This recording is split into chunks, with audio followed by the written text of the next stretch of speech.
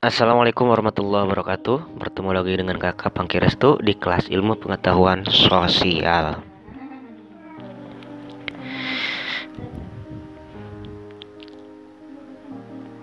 Hai semua, bagaimana kabar kalian?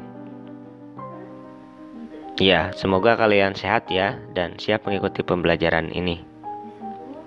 Kita akan belajar bab 1, manusia, tempat, dan lingkungan.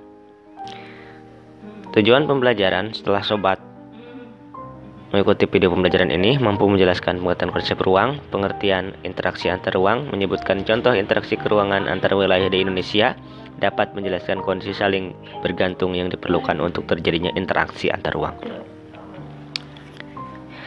Tahukah kamu, kita hidup di bumi ini di sebuah ruang.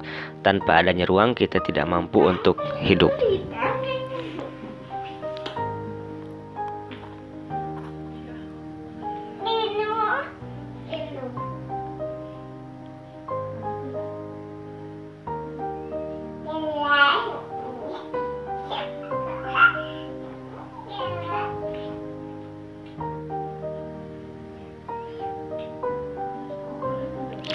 Konsep dan definisi ruang. Ruang adalah tempat di permukaan bumi baik secara sebagian ataupun secara keseluruhan yang digunakan oleh makhluk hidup untuk tinggal.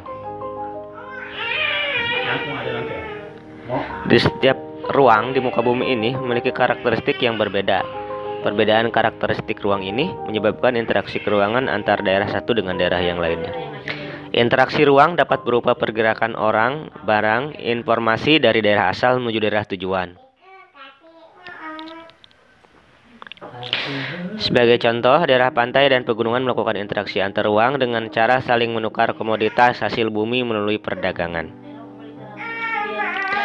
Saling melengkapi antara daerah yang berbeda hasil alam. Daerah pantai surplus ikan, daerah pegunungan surplus sayuran.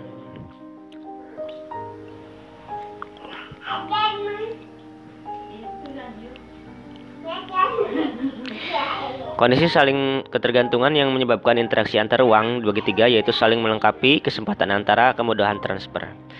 Kita akan bahas satu-satu. Yang pertama, saling melengkapi. Interaksi ini terjadi saat suatu ruang memiliki perbedaan komoditas yang dihasilkan.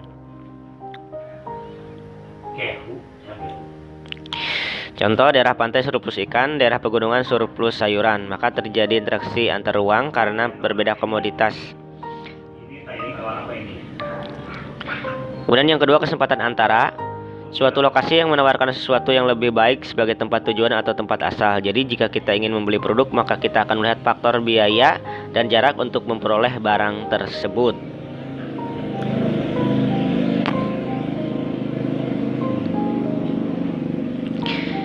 Kemudian kita lihat sebagai contoh, misalnya wilayah A biasa membeli ikan di wilayah B, tetapi tiba-tiba di wilayah C juga menjual ikan dengan jarak lebih dekat dan harga yang lebih murah dari wilayah B. Maka wilayah A akan mengambil ikan dari wilayah C yang menyebabkan interaksi wilayah A dan B menjadi melemah.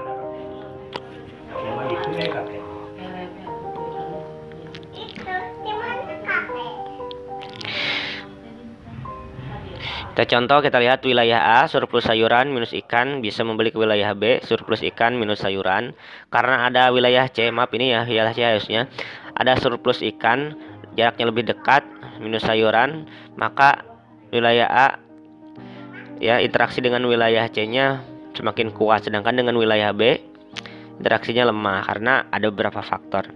Nah, ketiga yaitu kemudahan transfer. Jadi ketika proses terjadi pengangkutan baik barang ataupun orang itu memerlukan suatu biaya untuk terjadi interaksi, biaya harus lebih rendah dari keuntungan yang didapat. Jika keuntungan lebih besar, maka tidak akan terjadi interaksi. Kemudahan transfer dan biaya yang dibutuhkan sangat bergantung kepada infrastruktur jalan.